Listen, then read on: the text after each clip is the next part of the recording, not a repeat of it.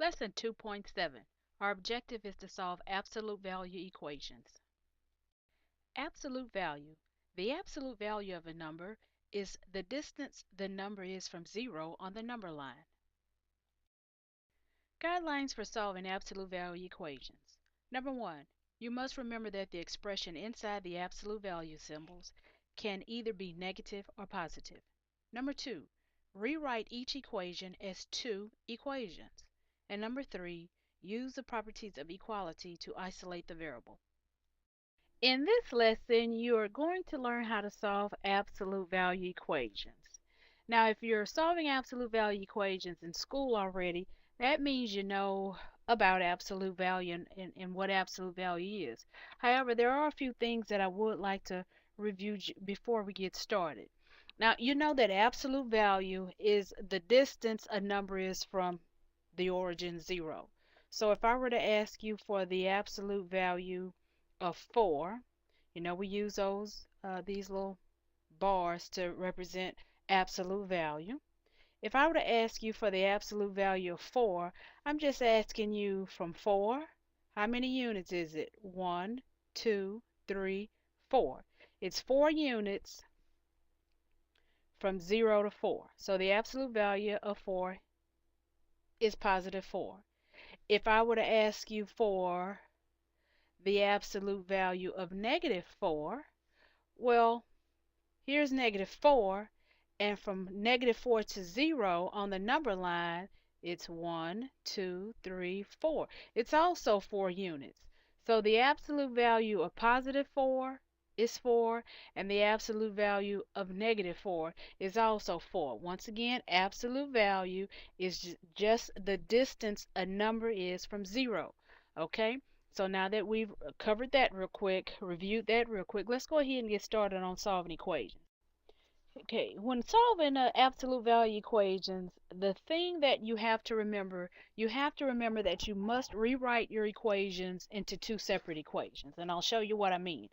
I have the absolute value of 3x minus 6 is equal to 2. So I'm going to rewrite this. I'm going to rewrite this without the absolute value bars. I'm going to say 3x minus 6 is equal to 2, or 3x minus 6 is equal to negative 2. Okay? Now the reason that I'm saying that, let me fix this. Let me move this down a little bit so I don't run over into that other space.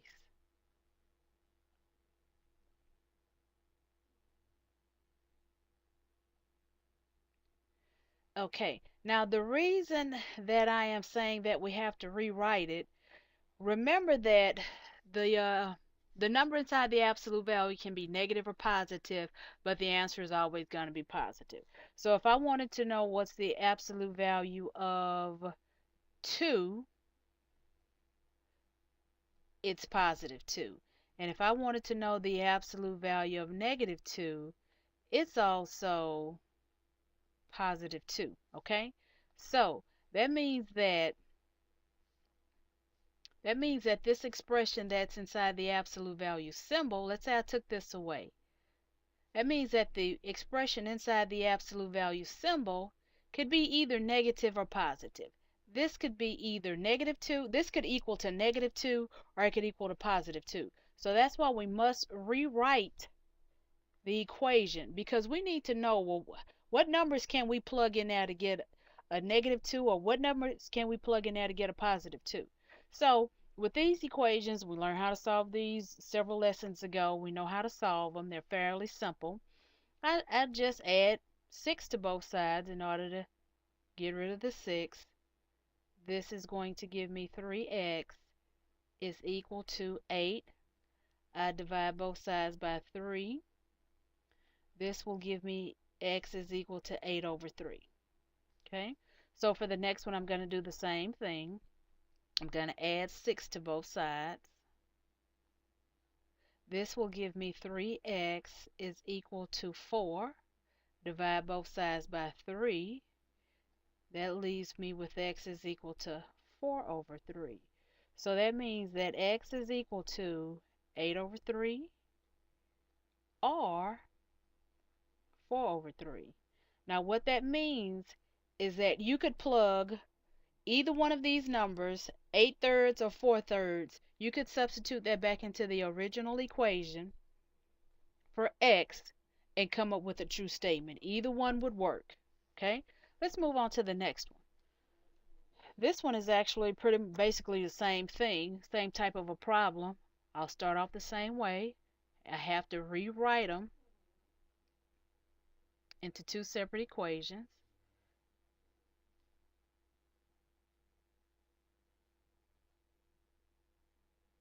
Let me fix this. I'm writing down the wrong equation.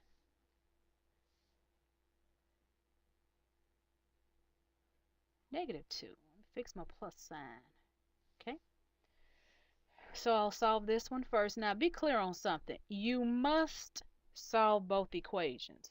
I had a class one time, they thought that you could pick and choose which one you wanted to solve. No, you have to do them both. You must do them both, or you'll only come up, you won't get your full answer, okay? So this would give you 3/5 x is equal to 2 minus 2 is 0. Well, I see where I'm going here. If I multiply, I can multiply both sides by the reciprocal. Well, 0 times any number is just 0, okay? So over here on the left, I have x is equal to 0. Now here I'll do the same thing. I'll subtract this 2 from both sides. So this gives me 3/5 x is equal to -4. Now I want to multiply both sides by the reciprocal. This cancels out, leaves me with x is equal to a -20 over 3. So my two answers are x is equal to 0. Let me fix this. It's too messy. X is equal to 0, or x is equal to a -20 over 3. These are my two answers. Once again, these are the two answers that you could substitute back into the original equation and make a true statement. Now I'm going to move down. Let's check out these next two.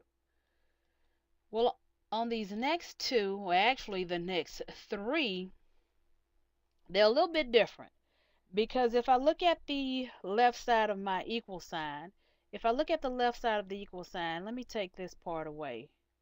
If I were to take away the equal 0, well, I have an extra number over there. Before, we only had the absolute value expression there, okay? So in order for me to solve these, I want to get rid of this -12 first. So first thing I'm going to do in order to solve this, because I want the absolute value part by itself. I want it on the side of the equal sign by itself. So I'm going to add 12 to both sides. Okay? So now I'm left with the absolute value of 2x plus 3 equals 17. Now this is the equation that I want to rewrite as two separate equations. So I'll say 2x plus 3. My lines keep disappearing on me, and I don't know why. I'll have 2x plus 3 equals 17, or 2x plus 3 equals a -17. Okay, and these are the two equations I'll solve. Start off the same way. I'll subtract 3. I know my goal is always to isolate the variable. So this gives me 2x is equal to 14. Divide both sides by 2. This gives me x equals 7. On the other side, same old, same old. Need to get rid of the plus 3, so I'll do the opposite and -3. On the left, I'm left with 2x. On the right, I'm left with -20. I'll divide both sides by 2. This leaves me with x is equal to a -10. So my two solutions are x is equal to 7 or x is equal to negative 10. Now when you're checking your solutions, you have to check both solutions. Don't check one, make sure you check them both.